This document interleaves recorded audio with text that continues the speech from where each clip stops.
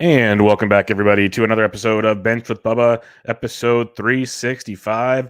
Have a returning guest coming on the show to talk about some fantasy baseball week 4 news and notes, some players, because, if you go to Twitter, everyone is in panic mode. It's like the end of the world. Someone's pushing the button pretty soon. So we're going to talk about some players that have good starts, bad starts, all that good stuff. Awesome listener questions. You guys came through. So we'll get to all of that. And you can find this guest at Fantrax. He's a part of the Fantrax tool shed. He's a co-host on there with Eric Cross. He's on Twitter at Roto Clegg. Chris Clegg, how we doing, man? Hi, Bubba. What's up, man? It's good to be back. Always a fun time chatting with you. And so I was honored when you asked me again to come on. Looking forward to the conversation today. I appreciate it. And I'll get ahead of the curve here. A pre-congratulations, as next week you're going to be joining the Daddy Gang. So congratulations. Thank you, man. Yeah, it's a little nerve-wracking. Really exciting, but ready or not, here it comes. Yeah, it's about like I understand where you are because mine's almost 10 months, so I wasn't that long ago, and it's the nerves going into it, like okay, it's coming, and then it just kind of all happens, and you just kind of go with the flow, and you're excited, and it's just like there's a lot of moments you have no clue what you're doing, and I still don't, but it's like you make it work. It's fun. Yeah. It's that's part of the fun in it. I think is like. The one piece of advice, because everyone gives advice, the one piece I'll give is don't listen to anybody else. Do what works for you guys. That's the one thing I've learned. Do what works for you guys. That's a lot of people give you all these things to do and what you should. And then a lot of people said, hey, you got to do what works. So yeah, as long as your kid's happy and healthy and you guys are happy, that's all that matters. So there's no exact science to this whole cha-cha.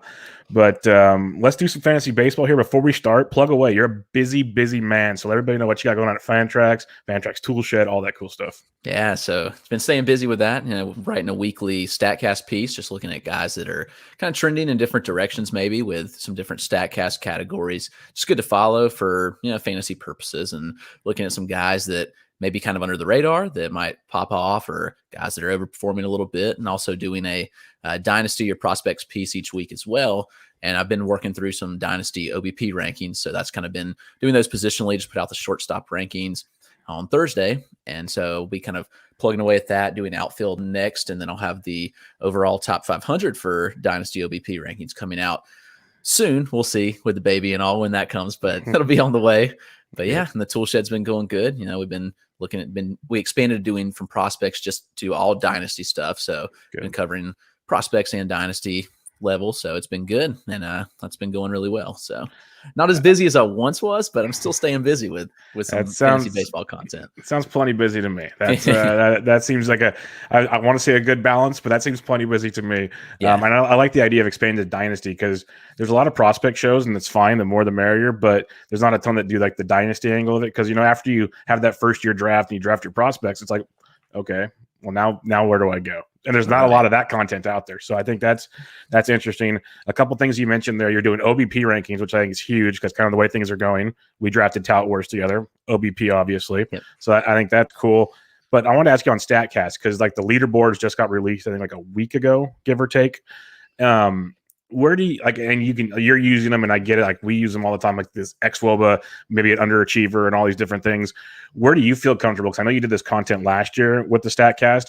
Where do you feel comfortable in like it kind of becomes stabilized, or you kind of can trust it more?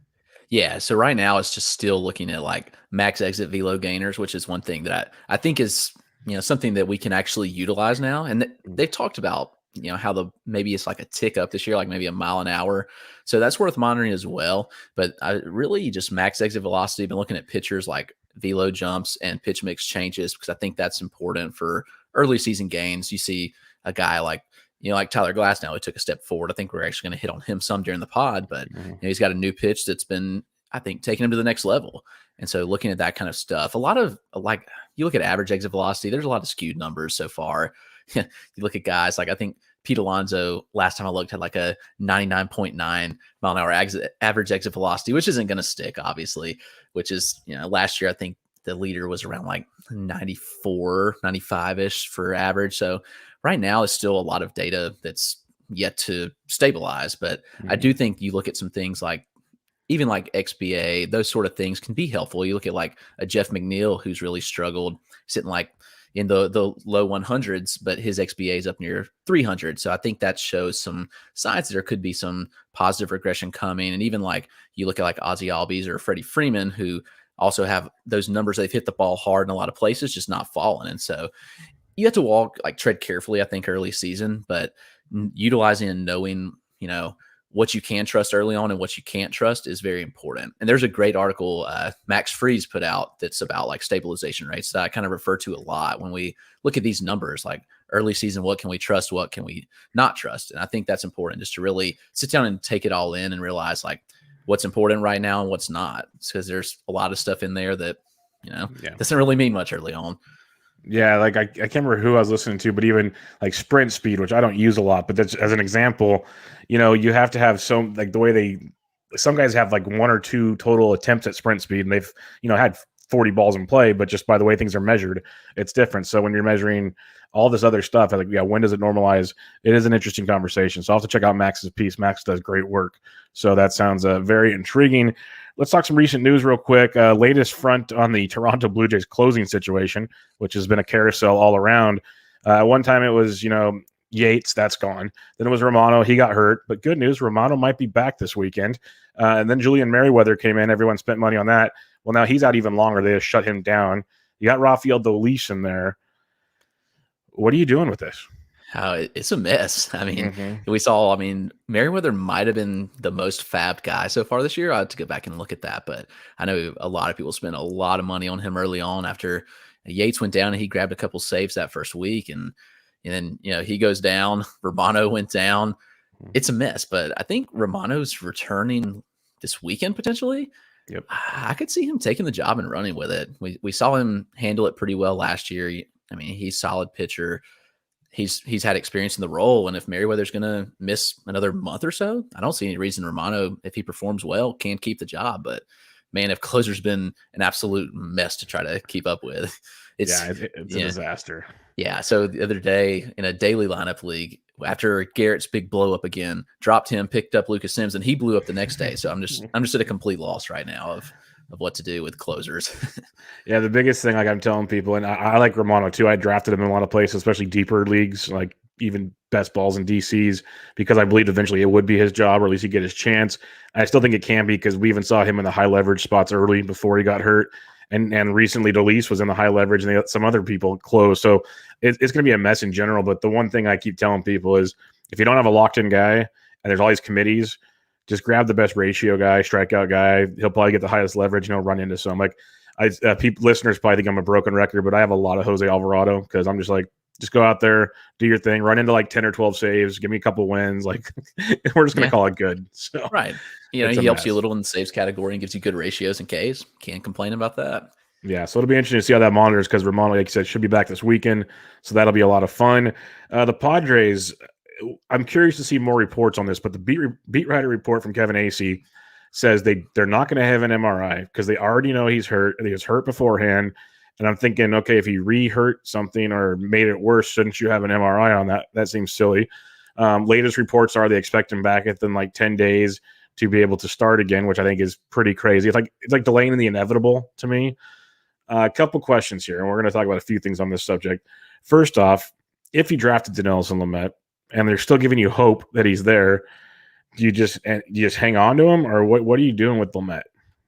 It's such a tough spot. I guess if you've held on to him this long, I'd at least hold on like another 10 days. Like I said, 10 days, stay, and then see. Because if you've been willing to sit on him this long, I don't see why you drop him right now. True. I mean, I get it. Like, maybe you need the spot. But if you don't have any IL spots and you sit on him for almost a full month, then True. I would say just sit on him for another week and just see. But I think it's heading for disaster. I don't see it ending well. It's the inevitable, unfortunately. And we saw Ryan Weathers make the start 2 nights ago, and he looked outstanding on Thursday night against the Dodgers. He's probably going to get a couple more outings in the rotation. There's rumblings maybe you would get a Mckenzie Gore signing. Maybe we get a few things. If say you're heading to the waiver wire this weekend, and we're going to kind of talk about different players here and there, are you aggressive on Ryan Weathers? Are you putting feelers out for Gore? Who's the guy you want to potentially take over in San Diego? I think that you grab Weathers, man. He's been hot. Just let's run with him and see where it goes. I mean, we've seen him in a couple roles. He grabbed a save earlier in the year. He's had 2 starts now, and he's pitched really well. I mean, he's got a .59 ERA and a .59 whip, 16 Ks in 15 innings.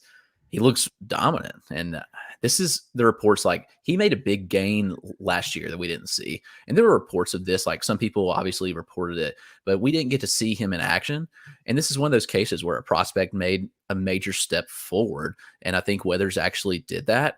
Because if we had a season last year, he would have probably been a top 50 prospect and a guy that a lot of people would have been on. But we didn't see him last year. And so we're just getting to see him now. And he's pitched 15 innings and he's looked good. And so everybody's going to jump on. I think he'll be a big fab guy this weekend if he's not already on.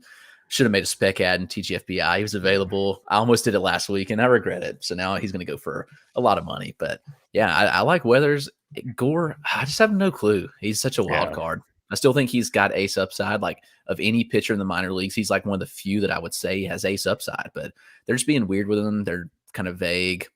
I don't really know. So it's hard to say for sure what they're going to do with him and when they call him up. So right now I'm just running with Weathers, but I think it's a good point because I think it is Weathers right now. If they wanted Gore, I think he would have been up already, at least in the bullpen, kind of how Weathers was. They'd be getting him the reps in there because that's the one thing I don't understand. I know that there's the quote-unquote service time manipulation, but there's just training at an alt site. Wouldn't you want him getting reps against the Dodgers right now or something and seeing what the kid's got? Like, that's why I get annoyed with the Bobby Witt. And they say, well, he hasn't been past single A. Okay, I get it, but we know who Nicky Lopez is. Don't you want to know who Bobby Witt is? I was like, that's just my question. So I guess that's a little different because at least Gore we've seen kind of against higher end talent already somewhat. So that's a little different. But the way the prospect, like, okay, screw the Bobby Witt comparison. Jared Kalenic. There you go. There's your answer on why or what are we doing here.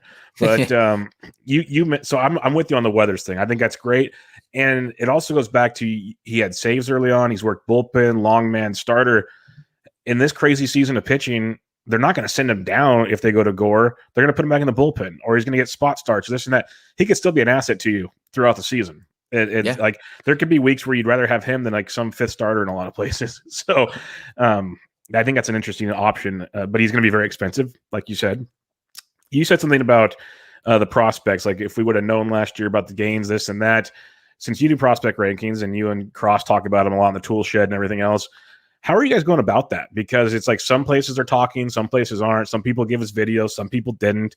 And we're trying, and like you guys have it tough because you're trying to make a rankings that a bunch of us can use, but you're kind of half blind in this also. So how are you guys going about that?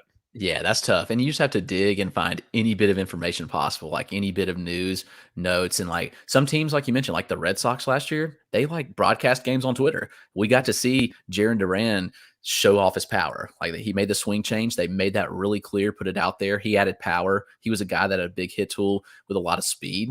And I think he's going to be up this year, probably late May, June. And he could be a guy that's going to make a big impact on the game this year for fantasy. But others, they're so quiet. We just have no information about. And so you just have to dig and use any bit of information you can get. And some guys, I'm not going to drop a guy I don't have any information about in rankings if I don't know anything. Like if I have nothing on him from last year, whether he made a gain, whether he didn't make a gain, it's hard to do anything with him other than just to kind of leave him, still evaluate him as we did prior. Yeah. And so now we're kind of trying to get as much as we can, like from minor league spring training stuff and some of the stuff from the alt side, but it's tough without a lot of actual stuff out there. You can't watch every day. There's not a lot of stats to pull. Now, some teams, the Mariners are good about putting stats out there. They put out StatCast data for the guys at the alt site, which is fantastic. So it's tough. It's just case by case basis. And so trying to do everything we can to provide the best stuff to the readers, with as much information as we can possibly get. Like we don't have this inside access to every team, but we got to do with what we can, which makes it tough in some sense. Well, on the bright side, May 1st is around the corner, and that's when minor league seasons begin. So we're going to actually start getting some action. I'm excited because it's been like kind of trickling out, but nothing official yet. I want to know who's going where, like who's at what place. Because like I'm close to San Jose, like an hour away. I used to go to San Jose Giants all the time, and they were the high A affiliate. Now they're the low A affiliate. So it's like, which guys do I get here? It'll be, and then who's traveling over here, like from Modesto and stuff. So I love it. I know you got guys over by you like to go see, and I think we've talked about it. I know I've talked about it with others. I prefer going to those games half the time than a real game. So they're a blast. I'm pretty pumped when I got that email actually this morning that tickets went on sale. I'm like, yes, here we go. Yes. Cabrian Hayes, he battling the wrist injury. We saw him for maybe a week, a little less than a week, and he was torching the baseball again. Everything everyone wanted to see. We're like, yeah, here he is, rookie of the year. Awesome. Then he hurts his wrist. He's been down for a while. And then he took some BP against a high velocity machine, re-injured it. That was yesterday's news. On Friday, all MRIs and scans looked okay. So it's like they're going to let him kind of rest a couple days and maybe Monday, Tuesday, try it again. It might be one of those deals. It's like he's going to have to work through some pain to get back to it type deal. I don't know, man. What are your thoughts on Cabrian Hayes? Because I've heard some people are dropping him. It's pretty wild stuff. Yeah, it's tough because I'm sitting on him in a couple leagues with no IL spots, and yeah, I was a big fan of him. I thought he was a great value in drafts and a good draft spot. He showed the tick up in power, which is something. And this is something I'll admit that I was wrong on Cabrian Hayes because I didn't see the power coming. Great hit tool, a guy that can hit 280, 290, and he had some decent speed at third base. Great glove, like we knew he was going to have those things, but I didn't see the power developing like it had. And then we see him in the spring, the power was there. He even showed the power a little last year when he came up. I think he had around 85 plate appearances, and then in the spring he was hitting the ball incredibly hard, and it even carried over to the start of the season for the injury.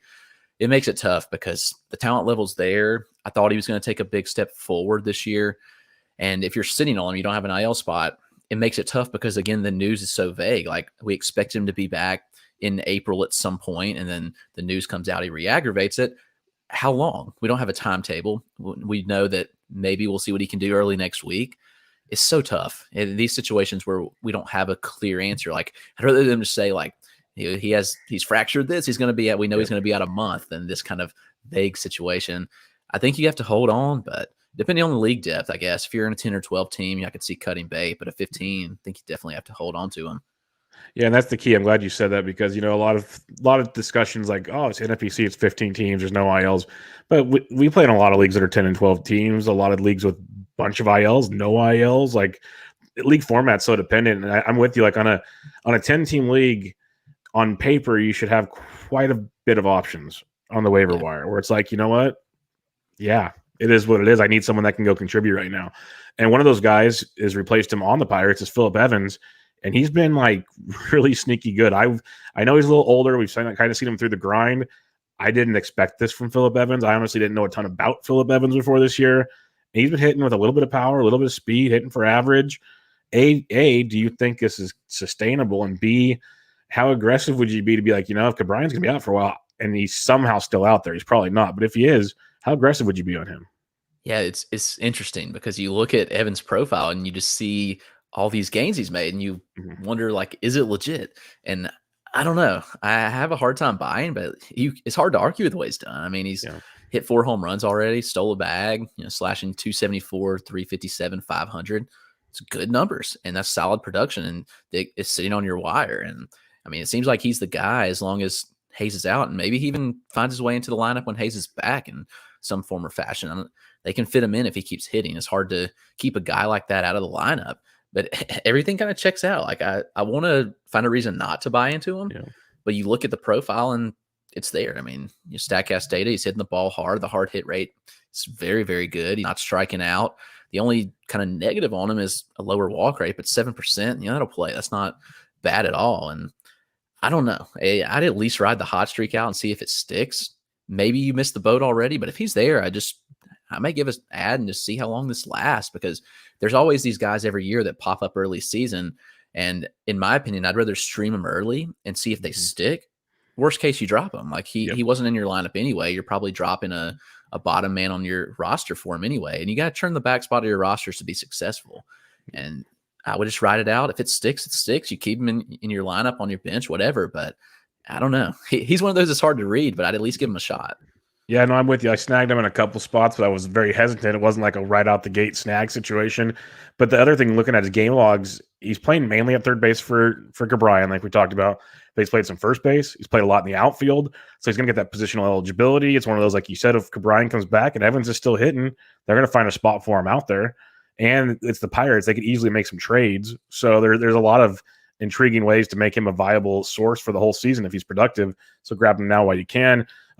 Quick notes, we don't have to talk about this, but I want to let everybody know Ronald Acuna is returning on Friday. So somehow, if you're listening to this before you set lineups, well, there you go. If you're watching us live, you could do that. You got Juan Soto still out for a while. There's a bunch of guys. Like, it's every day. It's just a slew of injuries. Colton Wong returned on Friday. He's got a homer and a stolen base. That's beautiful. So just cross your fingers and hope things stay good. Let's talk about some guys that I want to know if you're in, are you out, are you waiting type thing? Are you just dropping them? Like, what are you doing with these guys? There's tons of names all over Twitter. People sent in some more that we'll discuss, but I put kind of a handful that I know are pretty popular names that you probably already discussed on your show. I know I've discussed on my show a few times, and let's kind of pick your brain on this a little bit here.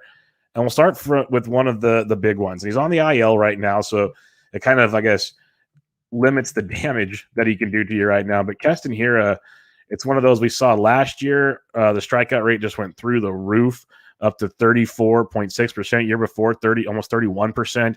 Yeah, this is a guy that in the minors had a low K rate. In college was one of the best college hitters he's ever seen, and it's just gotten horrible. And like, you can't hit the fastball. It's all over the place. Hitting a $118 so far this year, striking out almost 37% of the time.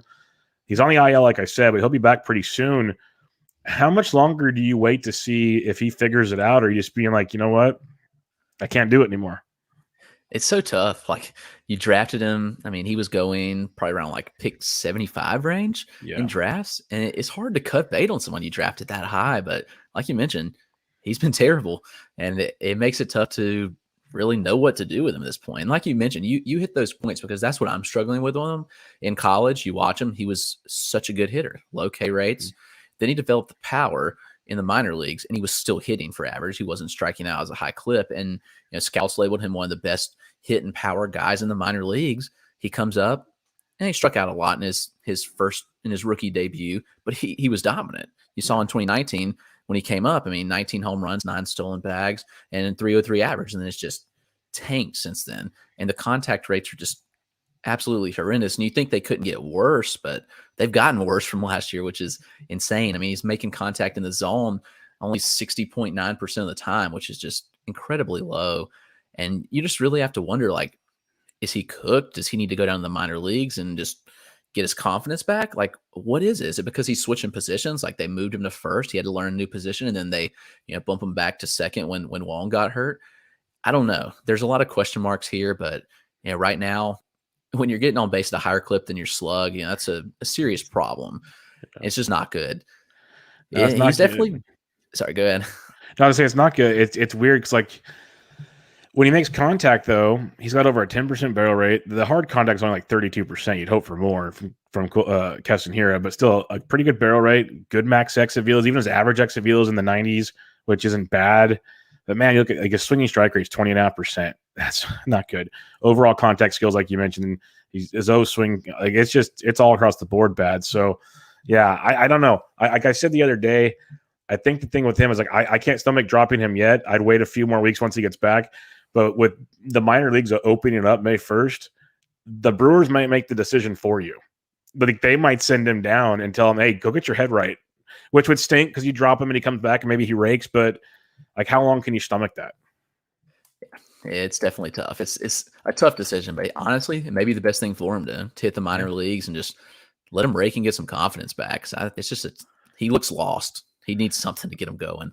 He looks lost. Like, maybe it's a swing change or get back to the college swing, something where going to the minors and getting a little lesser pitching is going to be the ticket to get your confidence up, like you said, and get going. So we'll have to wait and see on that one. Let's talk about the Houston outfielder, Kyle Tucker. He started the season just on fire. Couldn't miss anything in that Oakland series, was getting it all. And then it's kind of petered out for Tucker, but he's one of those guys, if you look at the StatCast numbers, you're like, okay, wait a minute. Like, he's hitting a $171. He's got 214 ISO. He's only striking out 16% of the time. Some things check the box pretty nice, and his StatCast numbers are pretty darn outstanding to me. So, like, I'm not concerned with Kyle Tucker. What's your thoughts on Tucker? No, if you're willing to sell him low to me in a league where you can trade, I'll take him all day. He's made gains this year. He's made strides with contact numbers. He's swinging less out of the zone. His contact numbers are up. The zone contact is up. He's making gains, but I think that there's just something that's off right now, but it's coming. You mentioned he's hitting the ball hard. The barrel rate's up from last year. I don't know. The launch angle is the biggest concern. We've seen the fly ball rate go up a little bit, and his launch angle is over 20 degrees at 21.5, which is slightly concerning for me. Like, he doesn't hit enough power. Like, a Joey Gallo can get away with that, but I don't think Kyle Tucker can. But that'll come around. I'm not worried about it. The hard hit rate's good. Like you mentioned, the strikeouts are down. The walk rate, at 2.6%, that's slightly concerning, but let's see if it tapers back up. He's been a decent walk rate for his career. Not great, but I think that comes back around. I'm not worried at all. I'd be buying low on him if you can. I doubt anybody's dropped him, but if they have, like, you got to scoop him up. He'll come back to he'll be fine. Not worried about him at all. I'm curious to see, maybe, with Altuve out on the COVID IL, they've moved Correa to the leadoff spot. And he had a decent game the first night. We'll see how he does on Friday night. I think maybe moving like a Tucker to like 2 and letting the big dogs hit behind him, get his confidence back up, I think could be intriguing. I know they want him farther down to use his power to drive in runs. I get it, but he's a power speed guy. Why don't you put him somewhere where he can set the table for you? We'll see how it goes. But yeah, definitely not worried about him at all. I was kind of surprised his name came up in a conversation, but yeah, don't worry about him. Again, none of these guys, or maybe by the time you listen to this, they played 20 games.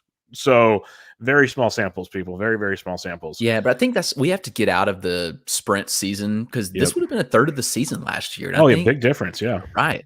And so we had to make so many gut reactions last year. And I think people still have that mindset. But we got to realize, like, we're just getting started. Guys are just getting going. So take a breath. Be okay. It's a long season. Yeah, it's the sprint season, or the football mentality. It's like, if this was week 4 in football, I'm already lost. I'm done. I'm 0-4. Like, just burn the whole thing down. But it's different. And like I tweeted it out today, and I know others have talked about it, that if this was like July, we'd call it a slump. We wouldn't be like concerned at all. But it's like, right. we look at our roster, our fantasy roster, we see like a 112 batting average and no home runs. You're just like, but it's like so much can change so fast, for the good and the bad. So like, you just got to kind of weigh it all out and see how it plays. That's what I laughed so hard when George Montanez put out that tweet. I don't know if you saw it. It was like the Drake meme where it's like the no, and then it was like the 2020 small samples, and everybody was like all about it. And then like 3 weeks into April, everybody's like, no. Thought it was pretty good. Perfect. That's perfect. Yeah. That sums everything up actually pretty darn well. Yeah. The next guy I want to talk about, Kris Bryant. He's a player that I will admit I wanted nothing to do with. The shoulder concerned me. We've seen in recent years, just the overall production has been down, like he's been nursing something. Like, you look at certain numbers and they've been okay, but then you look at like his StatCast and you dig in and you're just like, yeah, I don't know yet. But he's come out just crushing it here to start the season. 5 homers going into Friday. He's runs, RBIs. He's walking almost the best he's ever walked in his life so far.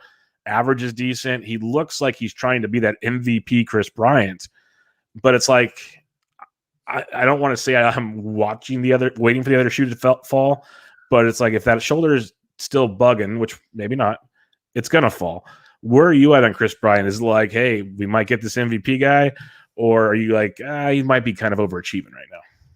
I think that he's legit. I'm not going to the MVP level again, which when you look at that, like, for a while I was always like, well, Kris Bryant has to get back to this level. He did it at such a young age. He was so dominant to start his career, and then he just fell off. I don't think we ever see him get back to that, but you even look at 2019 where people were down on him. He still had 31 homers, hit 282. There was a lot to like it there. And, I think he could get back to that level. Obviously last year was really bad, but he started out well so far, and highest OPS of his career so far. I know small sample, but 1028, really, really good. 295 average, 5 bombs.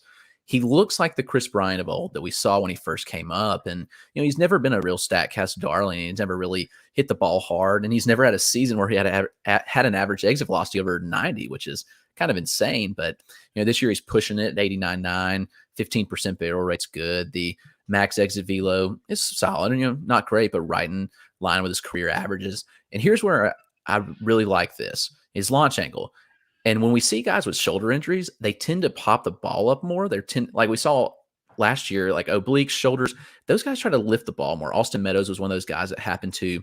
And I think also with Kris Bryant, that happened when we see the shoulder injury. He was up in 20.7 degree launching. That's too high again for a guy that hits the ball with an average exit velocity of 88 miles an hour for his career. He can't get away with that. No. This year he's got down to 14.3, which is huge, I think, for him. I think you're going to see that average tick back up because line drives are there. He's not hitting the ball in the air as often, which is encouraging. And honestly, the StatCast numbers are more encouraging than they have been really at any point of his career. So I think he's a buy right now. When we look at all the numbers, I'm in the back of your mind, like you said, you always think about, will the injury pop back up? But maybe he got fully healthy. I think this was something they kept playing him through, and he never got the chance to really recover. But maybe he's healthy now. I like what I see. I don't have a ton of shares, unfortunately, because like you said, thought he was just kind of cooked at this point. But I think he could be a reasonable buy right now, and he could have a great season. So I like what I'm seeing so far, as long as he can stay healthy. Put that caveat on it. Very true. As long as he can stay healthy. And I'm with you. Like, I dig into his numbers, and I'm like, everything looks great. Like, sure, you're going to be overachieving a little bit when you look at the X stats, but they're not by a lot. Like, it's still great numbers in the grand scheme of things. So if he regresses a little, so be it. He still puts up good numbers. I'm intrigued. Like, I'm more mad at myself than anything, because all offseason, I'm like, the Cubs can't be this bad again. Like, I'm going to just tip this one to COVID. They all struggled. It's just a mess. Like Happ and Rizzo and Baez. And Baez is striking out almost 50% of the time, but he's crushing baseballs and stealing bags. Like, so we got that going for us. Rizzo's back. Like, they're playing great. Contreras hit another home run on Friday. There's a lot to like with this Cubs team. So I think I feel like I'm wrong on Bryant. Like you said, I think this might be real. We'll wait and see. A long, long ways to go. This might be one that, at the same time, I think I was more like, I want Yoan Moncada, which we'll talk about later at that point in the draft. So maybe I just made the wrong decision on this wrong Chicago third baseman on that one. Let's go to Cincinnati. Nick Castellanos, a guy I absolutely love. I was so pumped when he went to Cincinnati. Last year had a kind of mixed season, still 14 homers in 60 games, but only hit 225. Was a bit disappointing there, but he's come out swinging. 299 average, 6 homers already to start the season. Are you buying this with Casty? Is he back to this guy we love? Because like you look at his StatCast numbers last year, they weren't that bad. He just had I call it bad luck. A 225 average and a 272 XBA. That's pretty rough. Oh yeah, he's a guy I was all over this year, and I was thinking, and I think I even said on podcast he could be this year's Marcell Ozuna that takes that huge step forward. And I think we're seeing that because this is the same guy he's always been. I think that's what people don't realize. Like in Detroit, he led the league in doubles like every season because it wasn't a huge hitter-friendly park. Like he never put up huge home run numbers. And you look at him and he's never hit 30 home runs in a year. But he's pushed it with 27. Then he goes to Chicago when they traded him to the Cubs. He hit those 16 home runs in 51 games, looked absolutely dominant, hit 321. And then you go to Cincinnati that offseason. I'm like, man, this is Great American Small Park. He's going to kill it. He's 35 home run threat.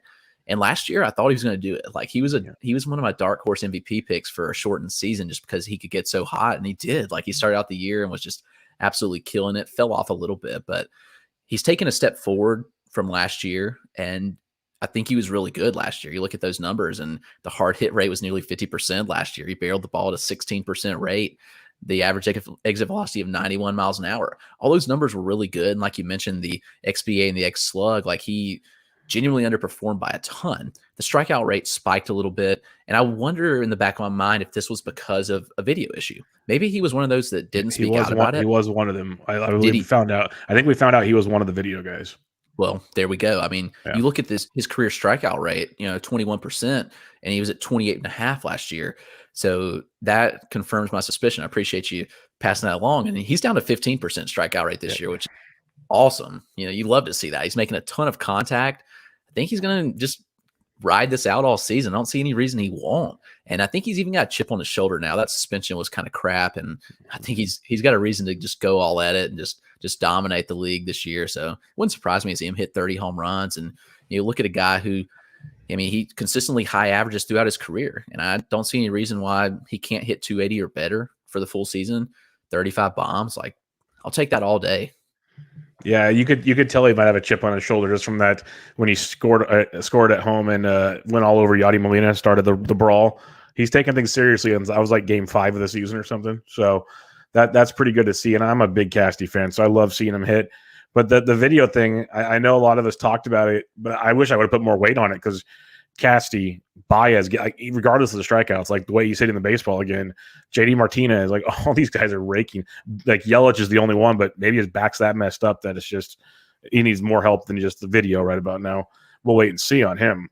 But I want to go to LA here because this is a guy that I've been hesitant to acquire, and I pretty much can't anymore because he's probably rostered everywhere. But I just don't know where the consistent playing time is going to come from, and maybe it'll bite me in the butt. But Zach McKinstry for the Dodgers, he's playing all over the field. He's hitting well. Honestly, going into the season, I had never even heard of the kid. What's your takes on Zach McKinstry? Do you think it's sustainable on a Dodgers team that right now has a lot of openings because of injuries, but guys are going to get healthy? I think he keeps the playing time. I really do, because he's that utility guy where he can play anywhere, and the Dodgers love that kind of player. He's got second base outfield eligibility right now, but it's possible he gains more. Like, he can really play anywhere in the field. I mean, he can even play first base. I don't see any reason for them to put him there because he's got a good glove, but they'll utilize this. Even if he plays 5 days a week, when people get back, I think he's very valuable because he can give Justin Turner a rest. Turner's older. He's had some injuries. Maybe he gives Turner a rest a couple of days a week. Second base is kind of up for grabs. Lux hasn't been great. He's played in the outfield because they've had injuries. Pollock, I mean, Lord knows he can't stay healthy for a full year. And this is a guy that reminds me a lot of Jake Cronenworth, who kind of come out of nowhere. And, McKinstry has always put up solid numbers in the minors. And this offseason, there's a couple reports that all the rave was about McKinstry. Gavin Lux and Zach McKinstry, they apparently stood out above everyone, like in the alt site and fall instructs. And so that really weighed a lot on me. Obviously, I didn't draft him anywhere. I didn't think he was going to play this much, even though I liked the guy. I thought he was going to get some reps, but not this many. But he's performed well. He's got a solid hit tool. He's going to hit for good average. The power's decent. Like, I don't think he's going to give you a ton of power, but 15 bombs with a solid average that can play all over the field.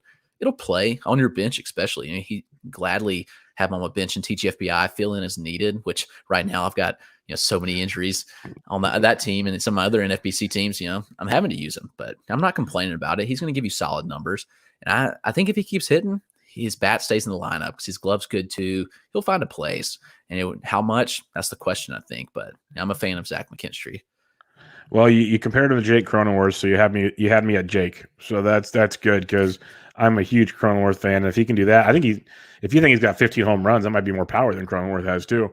Yeah. So that's intriguing. Now I might be regretting this, but I just didn't want to break the bank. He went for a lot of money this last week. I was just like, it was tough for me to stomach, but maybe that's one of those. It's just because maybe he takes the Kiki Hernandez role from last year. That could be right. Because Chris Taylor's still there, he's going to get his playing time, but maybe he takes that Kiki role. I can see that. That's a different way to look at it for sure. So yeah, we'll wait and see there. I'm going to try to keep all my biases out of this next player, and I want to get all of your opinion before I say a word. But Gleyber Torres was off to a very bad start to the season. He had 3 hits on Thursday night. How concerned are you with Gleyber Torres? This is a guy I've been really split on, man. In a lot of cases last year, like he had a bad season last year. Kind of chalked it up to COVID. And that's what I do with a lot of guys, unfortunately. And maybe that's right. Maybe that's wrong, depending on case by case. But, maybe it's just a weird year. He struggled. The power was kind of zapped last year. Obviously, he wasn't a 38 home run guy that we saw in 2019 because he hit, I think, like 16 against the Orioles. We knew that wasn't going to happen again. But could he hit 30 home runs with a good batting average, chip in some steals? Certainly. And he's the star shortstop in the Bronx, But after last year's struggles and then again this year, it's left me kind of wondering. Obviously, it's good to see him get those 3 hits, jump back on board a little bit, but 3 home runs last year in 42 games. Hasn't hit a home run this far in 17 games. I would be lying if I said I wasn't slightly concerned. And I thought he was a decent value in drafts this year where he was going. And I have several shares of him, and it's not turning out so well. You look at the barrel rate, 6.3%. Knock rate is down from 2018, 2019, up from last year, which last year was terrible. But his average exit velocity, 83.8. That's like Victor Robles exit velocity. And that's definitely concerning. No. And I don't know, just across the board, like, there's some reasons to be concerned. The walk rate, and this is what I'm beginning to wonder, is he being too passive at the plate? Because the walk rate spiked last year to near 14%, which was double his career rate at the point.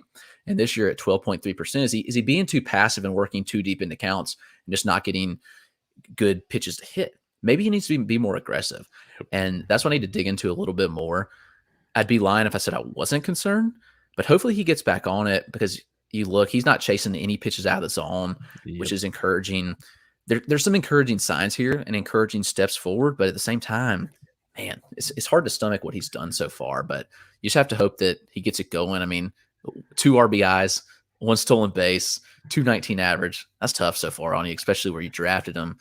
But I think you have to sit tight and hope he rebounds.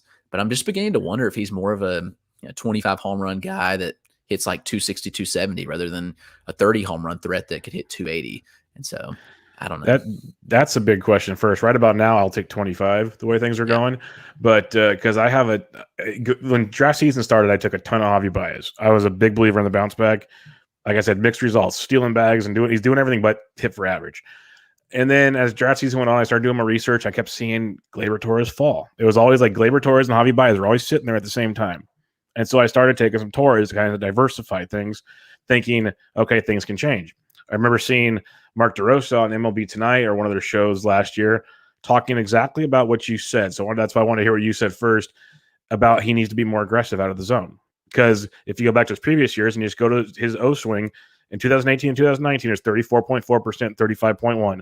Last year is 25.6%, 10% drop in O swing. This year it's at 25.8. Like that might not seem like a lot to some people, but that is totally taking aggressiveness out of your bat. Like he's the walk rate's up because of the O swing going down, as you mentioned. So in an OBP league, sure, you're happy, but you're not getting power. Maybe he needs to be more aggressive. Maybe he needs to go on an outside pitch and flip it to the short porch and right. Like these are things that might play more into his game. What frustrates me is MLB Network figured it out. I can look at Fangraphs and figure it out. You figured it out. How does no one in the New York brass figure this out? Like that this is how this kid is, because you look at so many of these younger players now, you just got to kind of accept, okay, the new era of baseball, we're going to strike out a lot. But the more they aggressively swing the bat and put the ball in play, let's go. Because his contact skills are pretty much all the same throughout the deal. He's just being way more patient, it feels like. And it's just like, there goes like the part that maybe makes him powerful. He's losing it because now he's behind in a count 0-2 and he's just trying to slap a base hit. Like it all goes out the window now because of that patience he was doing. And I just wish someone would smack someone in that New York clubhouse and tell them to like, hey kid, I don't care if you go 0 for 4 with 4 strikeouts, swing the bat. Like let's get your confidence. Let's let you feel what barreling up an outside pitch feels like right now. Let's go swing. So I don't know. I'm holding out hope. I really am, because that team, I think once it clicks, it's going to be contagious. So I'm hoping that works, because they're all not hitting right now. So I'm going to kind of also gain. It's like the Cubs from last year already, starting with the Yankees, but we'll see. As you can tell, I'm very invested in this, and I've looked into this tons. So I wanted to get your thoughts. It's frustrating, very frustrating. Yeah, for sure. All right, this one is not though. This is awesome to see, and I really want to know if you think this is a sustainable. Trevor Rogers for the Miami Marlins. One of my bold predictions this year was the Miami Marlins have the best starting rotation in the AL East by the season's end. And Trevor Rogers was a major reason why, because everyone kind of discounts the Marlins, and you got, DeGrom and company and all these other pitchers. The East is pretty loaded with like at least 2 to 3 pitchers on every team. I think the Marlins are this good, and Trevor Rogers is one of them. He's been outstanding to start the season. Is this sustainable to you? And if it is, how many innings do you think he gets roughly? I'm not going to say sustainable to this point, but yeah, this is elite level stuff. Right. Yeah, but you're right, man. That rotation is really good, and they haven't had Sixto, Eleazar Hernandez has been out, so they've been impressive. Sandy's taken the step forward. Lopez has been good. Rogers obviously stellar. That's what you love to see. I mean, he struck out 31 guys in 22 innings, 1.64 ERA, 1.00 WHIP, all encouraging signs. And a lot of people didn't buy in last year because he was bad, but under the hood last year, it was pretty good. I mean, that's 6.11 ERA, 30% strikeout rate. But you look, and the xERA last year was 3.53, the FIP lower, things that you like to see, and it gave you reason to buy into them. And the biggest concern right now with Rogers is he's getting hit a little hard.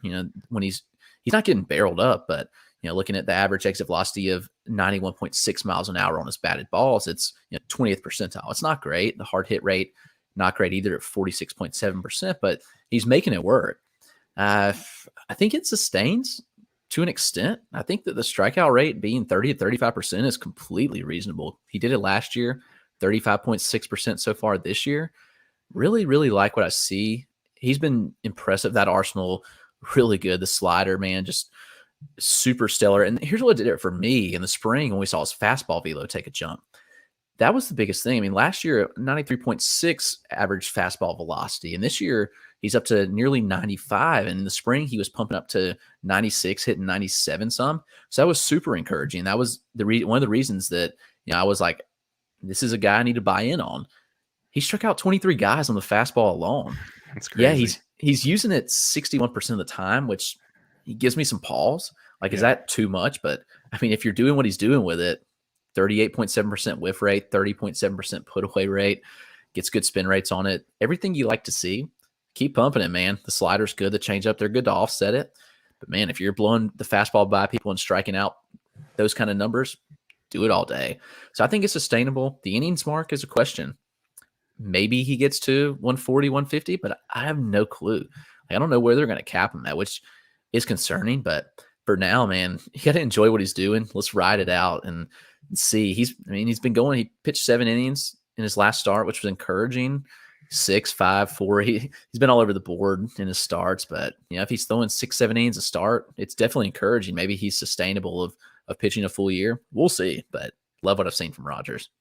Yeah, it'll be interesting. In 2019, he pitched 136 innings, but then obviously 2020 got held back to 28. Who knows what he did at the alt site? So he's 23. It's like, okay, do we add on to his 136, or do we go, okay, kid, get us like 100, and then we'll work you up as the future, because you could be a big part of this for a while. So we don't want to go full, Mark Pryor and Kerry Wood on you here. Let's be careful. Be interesting. Let's do a couple quick hitters here, and then we'll get to the listener questions, because we have some really good ones to talk about. You mentioned him earlier, Tyler Glasnow. Part of me admits I'm wrong. Part of me is he did what he needed to do. I kept saying until he has a third pitch, I can't buy into him. Well, he has a darn good third pitch right now. So far, it's still early, but so far it's been outstanding. And he's locating it. He's going deep into games. Like, he's been great. Are you buying in? Like, this is the guy that we're going to see? Well, not to this level maybe, but this ace for the rest of the year? Or are you still kind of like, I need to see it a little more from you, Tyler? No, I think I'm ready to buy in. And we did a Dynasty Bowl prediction show on the Tool Shed, and I said he could be a top 5 Dynasty pitcher by year's end because of that pitch. That was later in the spring when we had seen him adding that pitch, and it's looking good. I ended up with a lot of shares, honestly, because I just couldn't get myself to commit on some of the prices of starting pitchers. Some of my teams that might be shaky, but he's my SP1 on several teams, and it's looked good so far. We're going to hope it sustains. But yeah, everything looks phenomenal under the hood too. You look what he's done with a 0.73 ERA, 0.65 WHIP, 36 Ks in 24 innings. Things you love to see, and also throwing deeper into games, which is something that he hadn't done as much in the past. But in 3 of his starts, at least 6 innings, went 7.2 in 1 start. So definitely love to see those things that he's doing. You mentioned the slider cutter combo, whatever you want to call it, has been huge for him. I think that was a big thing that he needed to take that next step. He's always pretty much been a 2-pitch guy with the 4-seam and curve, throws the changeup a little bit. And he's pretty much thrown the changeup out the window this year and it's gone like exclusively 4-seam, slider, curve. And it's worked out really well. That pitch is fantastic, and he throws it to the back foot of left-handed hitters, and they can't touch it. Still pumping the fastball a lot, but when you throw it 97.2 miles an hour on average, you can do that. He's got a .081 batting average against on the fastball, changeup .074 batting average against, and the slider .176. So if that's your worst pitch, that's that new pitch, he's doing pretty well. So I think it sustains. We're going to hope he stays healthy, hope he can keep pitching deeper into games and see that innings build up, which is, I think, the biggest question mark. He's never pitched a lot of innings. 111 innings in 2018 was his high mark. So where does he cap this year? Hard to say for sure, but we're going to hope that he can bump up to at least like 160 or so. I think 160 would be a really good number for a starter this year, but we just don't know. I think that's a question mark with plenty of pitchers. Like, how many innings are they going to throw? And I think that's a legitimate concern here with Glasnow is what are they going to cap him at? Because again, he's their ace. They've got him for the next several years. Are they going to push him, or are they going to be conservative with him? I guess we'll see. Fun question for you. Who throws more innings this year, Tyler Glasnow or Corbin Burns? Oh, man. I think I'm going to go Glasnow, but I think it's going to be close. We'll see. I lean Glasnow too, but both those guys I was concerned with workload. That was like the biggest reason I just didn't draft them more, and that's both of them are making me look pretty bad right about now. Kenta Maeda, I didn't pay the price for him this year. I loved him last year because of where he's getting drafted. This year, wanted nothing to do with it. And this is not a victory lap because he struggled. But you look beneath the hood, and I think there's still some hope, possibly. What's your thoughts on Maeda, who's had a very rough start to the start of the season? Yeah, it's concerning. I pretty much avoided him like you, except in our Tout Wars draft. I actually took him. I I feel like he was pretty good value where I got him. He felt pretty good in that draft. He did. And so I bought in, but it's been tough so far to stomach that one. But I don't know. I'm struggling. And, you look at what he did last year and it looked legit. Like I thought everything he did last year was legit. The draft price was a little high this year. So that gave me pause. You could buy him at the right cost, sure. But he made gains last year in the strikeout department, the walk rate, he cut in half. The 4% walk rate was absolutely stellar. Being out of LA, where he was kind of let free, the Dodgers manipulated him like crazy. And, Minnesota just let him be who he was, let him start and run with it. And he was really good. And so this year, you look and it's just kind of frustrating and concerning. I don't know. I think he can rebound, like you mentioned. I think there's plenty of hope, or at least a little bit of hope, I'm going to say, where he can rebound and give you something. But I don't know if he performs to that level he did in 2020, which is what you were paying for last year with a top 50 pick on him. And so I hope the strikeout rates tick back up. It's hard to imagine it staying sub 20%. I mean, he's been 26% for his career. Got to imagine that comes back up. The walk rate looks fine. Swinging strike rate looks fine. So I think that he does take the next. I think he rebounds a little bit. You look at the number, like the O contact's way up at 63%. So he's seen a lot of contact out of the zone, which is interesting. Overall contact rates are up, but his zone contact is down, which I think does give you some hope. And the CSW, little low at 27%. But again, he's never been a huge CSW guy, 32.8% last year with his career high. But I think he rebounds, even though the FIP, the Sierra, they don't look great. Sierra's at 4.28, the FIP 5.30, and his xERA at 4.47. But I think he does. I think you have to hold on right out. Maybe if you want to bench him for a start or two, but I think he does rebound to an extent, probably not to 2020 numbers. Yeah, I'd be willing to trade for him because you could probably get him for like 70 cents on the dollar or something. Sure. He's not going to be 2020 exactly, but it's kind of you hit on it there a little bit. Like his O swings down, which obviously means or should mean more walks, which happened. But his O contact's up, so they're swinging less out of the zone. They're making more contacts, so there's his strikeouts going out the window. There's his CSW going out the window. Like if they go back to even like the 50 to 55% O contact, like last year 48 was amazing, but even 50 to 55, like anywhere from like an 8 to 12% decrease, the strikeouts will go up through the roof basically. So it's those little things. His slider usage is up a bunch. I know Michael Simeone tweeted out a deal about his slider usage, and he's living in the middle of the zone with that slider, which is not good. And that's been his big issue. So I think it's just a little bit of tweaks in his pitch mix maybe, and a little more like back to regression, back to reality of the O contact and whatnot. I think we could see a different Kenta Maeda. All right, this one, I kind of hinted at him earlier. We talked about Kris Bryant, but the other Chicago third baseman, Yoan Moncada, 2020 with COVID, he admitted it. And when guys talk about it like that, I believe it. I'm just going to cross that one off. We saw signs of good with Moncada, but as a whole, he's hitting 200 on the year with 1 home run, no stolen bases, striking out 31% of the time. It's like, I was cool with you striking out a lot when you still hit the baseball, but you're not hitting the baseball, and like everything's down right now. So what's your thoughts on Moncada? Because I'm not giving up by any means, but I am slightly concerned. Me too, for sure. And I thought he was a great draft day bargain. He was falling. I thought, like you said, there was things last year that I gave guys a pass for, and I fully gave Moncada a pass. He openly admitted that COVID affected him for a long time. He said he never felt like himself, but this year it's been even worse. How does that even happen? I don't know. You look and he's not hitting the ball nearly as hard. The max exit velo is right at last year's number, but you look in the past in 2018, his max exit velo was 113. And in 2019, 115.8, which was top 2% of the league. And now looking at 109 each of the last 2 years is slightly concerning. There are some things that are positive in his profile, in my opinion. And it's that the line drive rate's up to 30.8%, right there with the fly ball rate also at 30.8%. But that should mean your batting average is higher. Normally we see guys have a tick up in line drive rate. Normally their batting average trends up with it, but his is trended downward, which is definitely interesting to see. And I don't know, his profile is kind of weird. The zone contact's still fine. Like, even though it's lower than last year, we can live at 82% zone contact. That's solid. Overall contact rate of 71, it's okay. He's swinging less out of the zone. And again, maybe he's just being too passive. You've seen that tick down each of the last 2 years from 32.70 swing to 29 and then 24.9. That's just not a number you want to be at. The OBP is decent. Like he's seen the walk rates go up, but his batting average is going down. That's not what you want to see out of him. And the power's been minimal. There's been no stolen bases in either of the last 2 seasons. So you definitely have to factor that in. Sprint speed.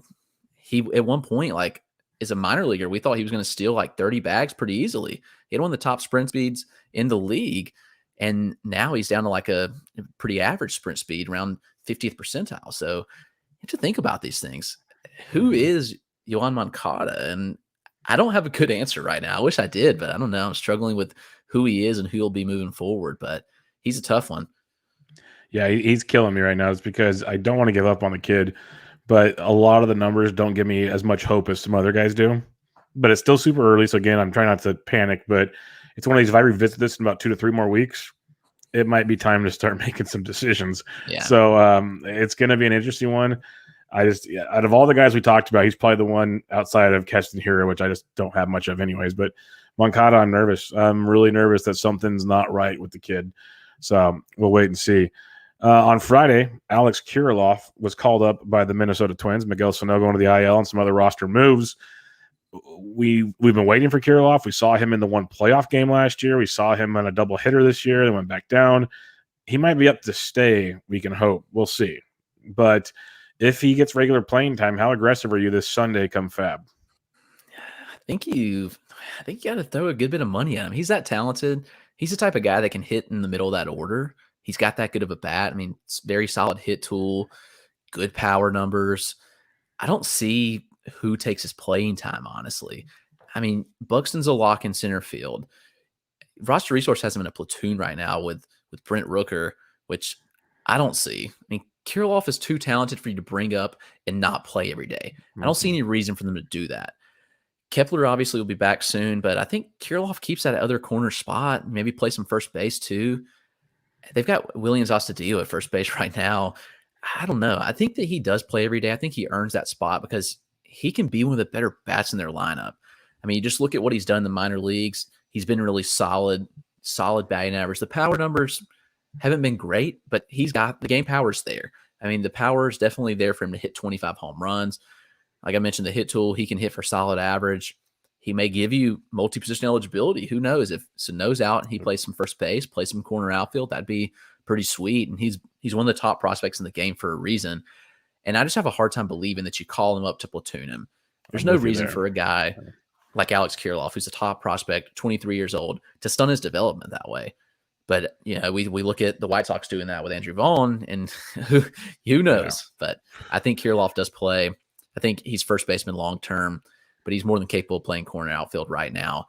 I think that you grab him and see where it goes. But like you said, he's going to cost a pretty penny. The top prospects, the shiny new toys, always cost a lot of fab. So I'm struggling to figure out what to bid on him. I don't really know what percentage to throw at him because it's probably not enough. Someone's going to go really high.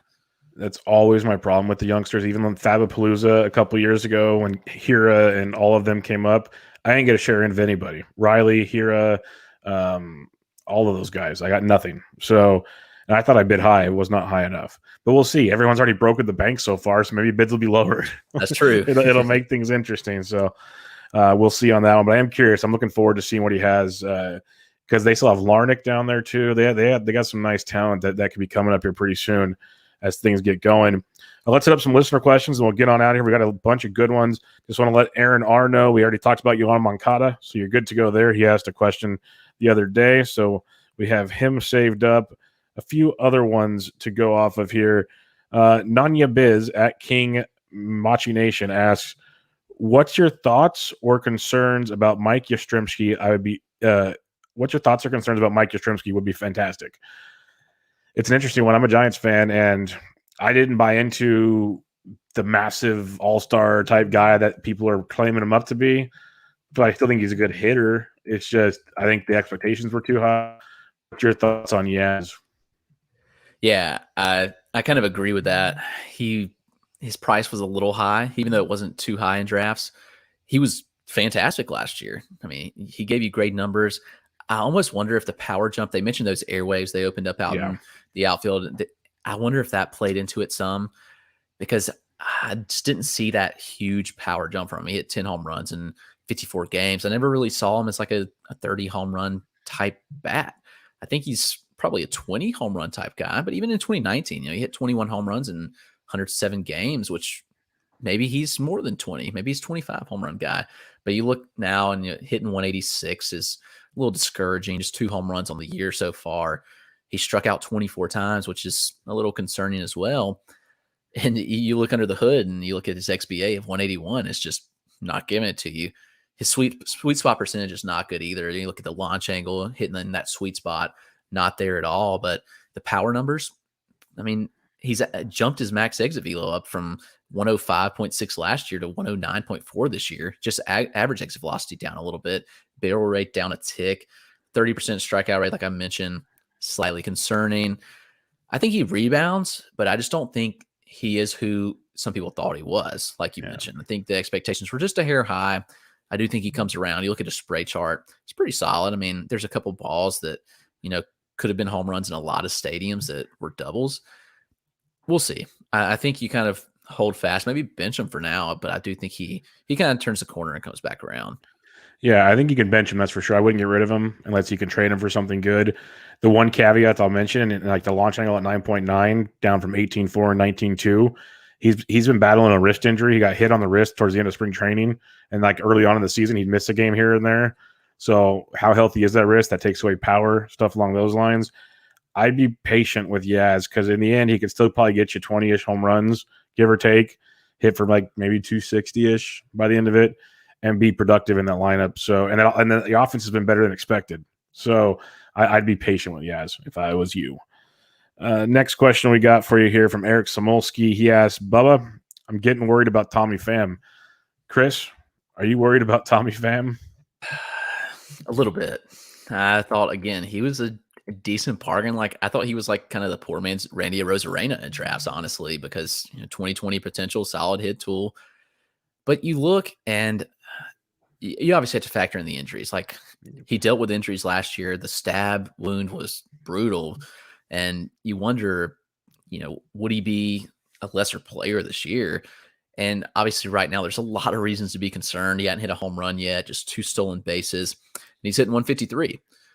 301 OBP definitely gives you some positive vibes, but his slug is 169. Yep. That's atrocious. We mentioned slugging with somebody before about lower than OBP, I think with Hiura, and Tommy Pham's slug is half of his OBP, which is just nuts. But you do look, and there's some things that in the profile that he's still hitting the ball hard. His average exit velo is really good still at 91.8. His max exit velo right there with his career average, at 110, pretty solid. The launch angle, even up higher than last year, and it's right there with his career norms. Last year was 2.4 degree launch angle. That's not good. It's 6.5 this year. Puts him actually above his career average. There's some positive things. His XBA, 241, X-Slug, 437. I think he's had some bad luck. I also think he's been passive as well. His hard hit rate, 50%. That's fantastic. He's not chasing any balls out of the zone. Again, I think that's a problem. His walk rate's up to 15%. The strikeout rate's down to 19.2%. And I think that's kind of hurt him a little bit.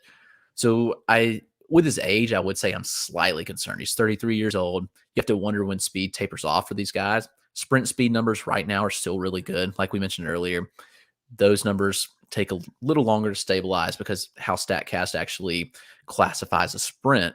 But you look at it, his profile's just all red, which is interesting on Stack. I know that doesn't mean a whole lot, but I think it does mean you look at the numbers, and I think there's some rebound coming. We'll see, but I'm concerned, but not freaking out.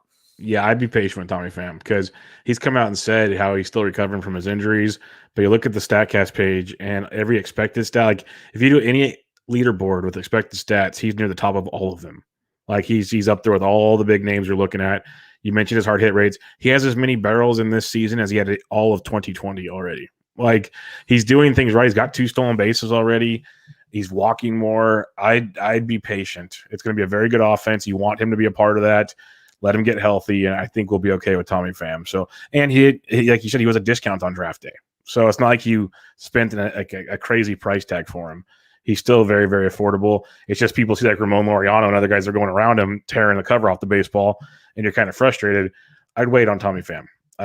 Does he get you 20-20? Maybe not, but could he get you 15-20 and hit you 260 the rest of the way? Very possible. And that'll be not too bad this time in this era of baseball we're watching. Joseph Morrow asks, can we get a Drew Waters scouting report, and is he an option with the Braves' current outfield situation? Well, we got a prospect guy and a Braves fan here. So, Chris, what do you got on Drew Waters, and how soon can we hopefully expect him in Atlanta? Good question. They've been really quiet on him. He's a guy that, which is nuts. I feel like I'd have some knowledge into the Braves, but there wasn't a lot on him last year of what he did. He's got loud tools. I mean, the power's developing. He's got great speed from the left side of the plate. Fantastic hitter. He's a switch hitter, but in reality, I don't think he should be, which is kind of crazy to say, but he really struggles from the right side. From the left side, stellar. Easy a plus hitter there. But I don't know. I'm not sure the Braves are comfortable enough with him yet to bring him up. I think he may be more of a 2022 guy. It wouldn't surprise me to see him get a taste, a cup of coffee later this year. But I think that if they were confident in him, they would have already brought him up because they've had injuries. Acuna's been hurt, Pache, and they've been kind of just mixing and matching where they can. And they've got Guillermo Heredia in center field. They've got, these guys that just aren't big-time major league players. And you've got a top prospect there in Waters. I don't know. He's hard to know what he did last year, what kind of gains that he made. He's got all the talent in the world. He's more than capable of coming up. I think he can be a potential 15 to 18 home run guy with 20 stolen bags. I just wish he wouldn't switch hit, which kind of sounds crazy, but the strikeout rates from that right side are just terrible.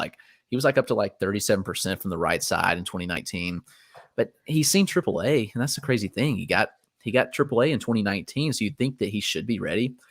But I do think that they want to give him a chance down in the minors, get going, give him some confidence, and then potentially call him up. But so I don't know, maybe later this year, maybe 2022. I don't have a ton of insight into that, but I think that he's got the talent. It's more of just tapping into that talent. We'll have to wait and see. Hopefully we gets out to a hot start in the minors. They don't have a choice. That'd be always fun. Stevie Yo asks, is this Kurt Casale shutout thing a fluke, or is he legit helping the staff? Sneaky ad in a 15-team 2-catcher league. For those that don't know, the last 5 games he's caught have been shutouts, but he's come and talked about it that him and Posey have put in extra work on learning the hitters and the approach for the pitchers. And I think he's a great caller of the game, maybe receiver of the game. I wouldn't get too excited about the offense personally. So I would not be adding him unless it's the deepest, messed up 15-team league you've ever been in. Yeah, I'd 100% agree. For fantasy purposes, not much of an ad. I wouldn't be looking to touch him at all. But, he's great in the field, and that matters in real life. It matters for him being on the field for fantasy purposes. He's going to be. Just not sure the bat's there, and it's not really worth adding for me. But it's pretty impressive 5 straight shutouts that he's called. That's pretty cool. Will Garofalo asks, does Conforto stink? I don't think so. I think that, again, he got a little inflated last year. He wasn't going to hit for that kind of batting average again. That batting average was super inflated. He had that BABIP last year that was through the roof. Right. Well, the BABIP was, let's see, let me pull that 412. 412 right. last year. I knew it was above 400. It was nuts. Yeah. That was going to come down. He's a career 304 BABIP, which 100 points higher, that's definitely eye-opening. He's not going to hit 178. He's not going to hit 322. I think he comes back to a 270 range, 260, 270 range. He's got good pop. That'll come around too. Hadn't seen it yet, but I think he comes around. I'm not overly concerned about Conforto. Would you rather have Conforto or Yostrimsky rest of the way? Definitely Conforto. Okay, there you go. That should help some people out. Whole Camels asks at daily_Phil. This is a good question, actually. Who would you drop if necessary, Clint Frazier or Andrew Vaughn?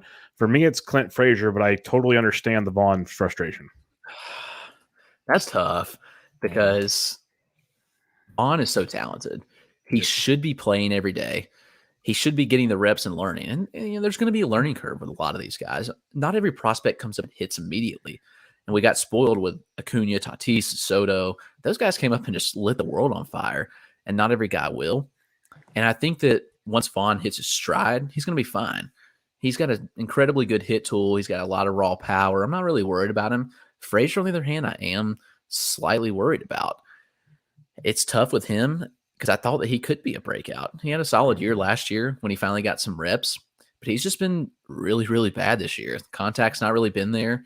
He's not swinging it all out of the zone. We looked at those swing numbers for some guys at 25%. He's below 20%, which is concerning. I don't know. I think there's some reason to be concerned about Frazier. If you're in a shallower league, don't have a problem dropping him. I just want to hold on to Vaughn because the upside's there. I think Frazier has some upside, but Vaughn's upside is much higher in my opinion.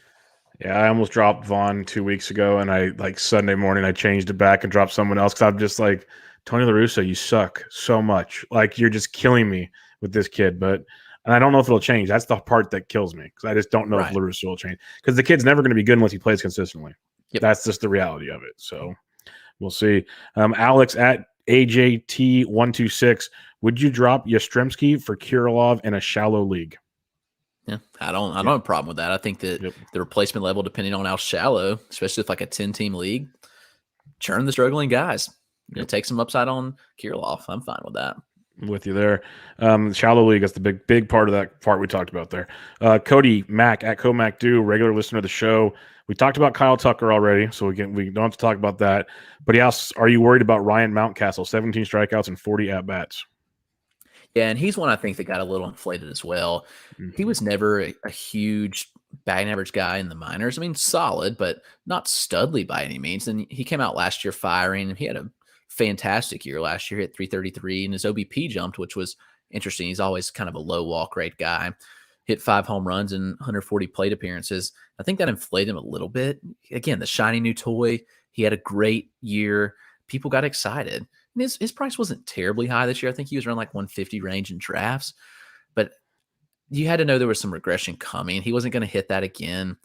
I'm not overly concerned from a standpoint of, well, I think he's going to hit sub 200. No, I think the strikeout rate does come down some. He was never a huge strikeout guy in the minors. So it could just be some early season adjustments. We'll see. I don't think he's going to strike out at whatever clip he's striking out at right now. I know it's pretty high at 33%. I think that comes down to 25 or lower. Wouldn't be overly concerned. I think he comes around, but again, he's not going to be the guy he was last year. So I think you have to temper expectations a little bit. Would you drop Mountcastle for Kirilloff? I think I would. I'll take the upside on Kirilloff. Vamos Roja asks, is Trent Grisham showing improvements from last year? Too early for me to tell, but what's your thoughts? He's interesting because I almost wondered if he was going to regress from last year. Yeah, I thought he was. I thought he would too. I ended up with a lot of shares of him. I have a lot of him in Dynasty too. And so I was hoping he wouldn't, but no, there is some concern. I mean, the overall contact rate is down. This is interesting. Contact rate went down from 78.8% last year to 70.1% this year, but his zone contact jumped from 83.8 up to 90.2, which is obviously very, very encouraging. Yeah. That's a big thing. Hitting the ball on the ground less, fantastic. He's hitting more fly balls, and so his home run to fly ball rate's a little inflated at 26.7%. But again, last year was 20%, so that's not overly concerning. Love what I've seen so far. I think that he's making gains. Again, he's swinging a little more out of the zone, which I think is okay. Yep. I'm not overly concerned with that. If his O-swing's up a little bit, or his O-swing's actually down, but his contact rate's down as well out of the zone. Somebody specify that.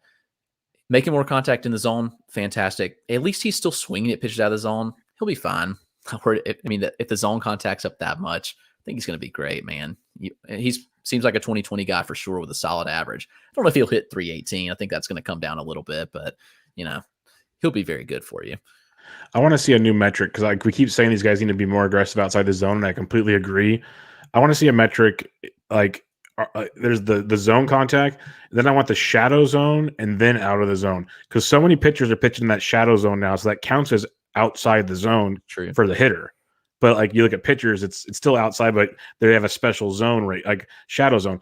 I think the shadow zone is still very hittable. It's when you chase it farther out of there that you're in trouble. So I want to know that difference on some of these hitters. I think that could be interesting. Yeah. John Wilder asks, first off, he says you answered too many questions already, which is funny. But he said, what about Kyle Tucker, Willie Castro? We already talked Kyle Tucker. We're good there. Do you see them playing up to their potential? So Willie Castro, kind of off to a slow start, but there were some high hopes for him. Yeah, we mentioned Tucker. I think he'll be fine. Castro was a guy I liked a lot in deeper league, especially like a 15-team league late in drafts. And he's a guy drafted a lot in the 300 range and hasn't paid any dividends for me at all. And no home runs, 211 average, 243 OBP, 282 slug. Just not good all around. The interesting thing is his max exit velo. He smacked a ball 115.4 miles an hour, which is top 3% of the league.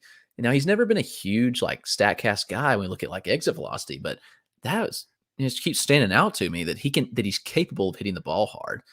You look at everything else pretty much in line. He's hitting the sweet spot. It's a similar percent. The hit rates down a tick, strikeout rates down, walk rates down. He's never been a big walk rate guy.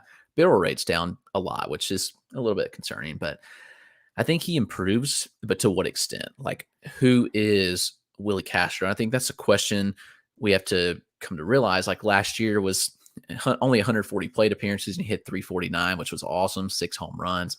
I thought he could be a solid hitter, give you 10 to 15 home runs, but I don't know.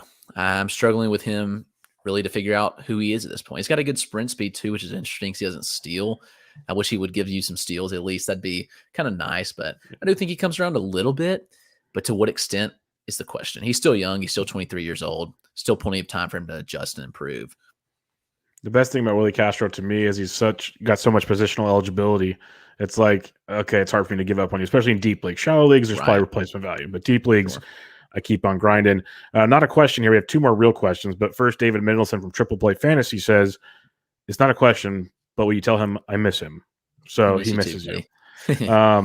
All right. 2 more questions here. Simon P. Asks, surprised by Dom Nunez and Austin Gomber. Can they keep this up? Those are interesting. I mean, Nunez has always had a ton of raw power, which obviously plays up in Coors a lot. Just a matter of would he play? And he's smacked 4 home runs so far.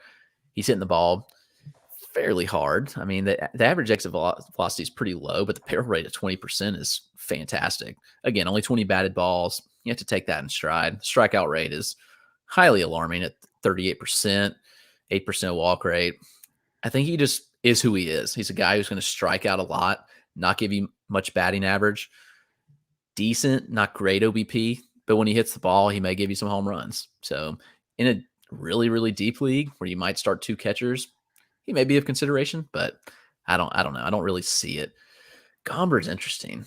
He's one, I thought he'd get eaten up in Coors Field. Yeah. I mean, so obviously in the Arenado trade, but then you look what he's done so far and he's been good. I don't know. He's highly interesting to me. He's intriguing. May take a flyer on him to see, but the walk rate, 17.2%. That's terrible. Way too high. Yeah. Even last year nearly struck out 13%, which is not good either. I do think he comes back to earth a little bit, but in a deeper league, he may be worth a stream if he's not added yet and see where it goes from here. But a guy, if he falls off, just drop him. It's not a big deal at all. Yeah, I grabbed him for his 2 starts next week, so we'll see how that goes. We'll wait and see. The other question Simon had for you, what are some lesser-known NL prospects that might make a contribution this year?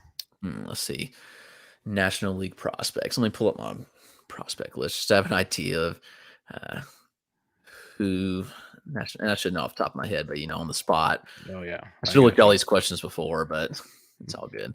Nope. Well, obviously, like we know, a lot of the guys are AL actually. Like that, I think are going to contribute this year. Kelnick, Kirilloff, we know coming up. Wander, Jaron Duran, those are guys I think contribute. Joe Attell. Well, these are AL guys with the world. Yeah. All right, JJ Bleday, National League, Miami Marlins. He's another one who made a huge step last year that we didn't get to see in game. He was a stud at Vanderbilt. He hit 27 home runs in the college season, which just is, if you don't know, is absolutely stellar because they only play like 60-some games. So he absolutely killed it his last year. But he's one who made big strides last year.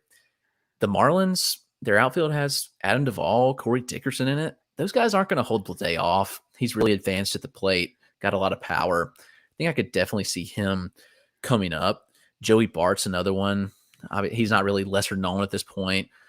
We know he debuted last year. Didn't go quite as expected, but he could come up, with Posey obviously killing it. That kind of throws a wrench into that, but no reason Bart can't come up, get some time this year. Another giant who I'm a big fan of is Helio Ramos, who's kind of flies under the radar too, but he's another one. Last year, I think made some huge gains. He's got some massive, massive power that I think he's capable of coming up and playing.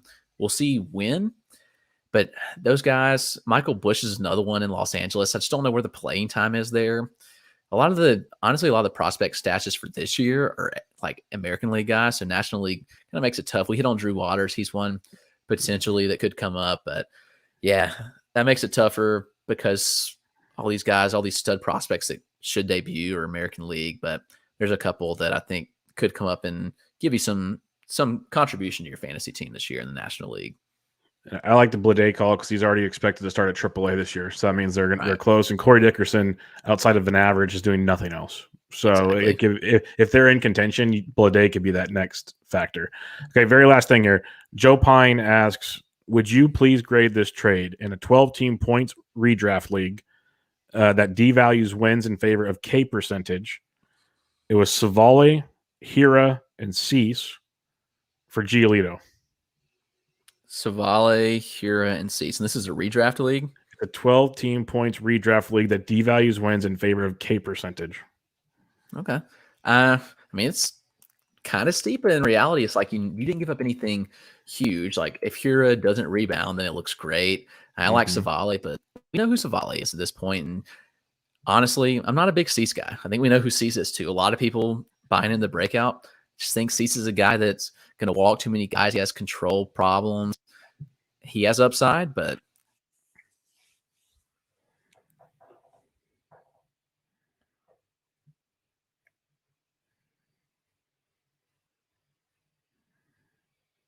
a lot. I'm buying it. I think it's a good trade. I'll give it a solid B+. Yeah, I think it's interesting. You get Giolito, so it's always a plus to get the best player in the deal. So we'll see how it goes. But with that, we'll wrap it up. Another great episode chatting with you, Chris. Before we take off, plug away everything you got going on and where they can find you. Sure. Yeah. Thanks again, man. I appreciate you having me. Find me on Twitter at RotoClegg, CLEGG. All my work is at Fantrax HQ, podcast Fantrax Toolshed with Eric Cross. Content, we'll see how it goes. We mentioned having a baby on the way. We'll see what we got coming up, but still on the docket. I know we'll have out before. We'll have my StatCast piece out on Monday, and then I also have my outfield OBP Dynasty ranks out next week as well. Then from there, we'll kind of see. I'm hoping to still keep pumping out at the pace, but we'll see how it goes. But I'm excited. It's an exciting time, but definitely, man. Keep churning away the content. I'm pumped for you. Congratulations. Enjoy it. Take your time. Content will always be there afterwards, but you'll be surprised what you can finagle into things. Sure. But thanks for joining me, everybody. Check out Chris again on Twitter at RotoClegg. And this was Benched with Bubba, episode 365. We'll catch you guys next time.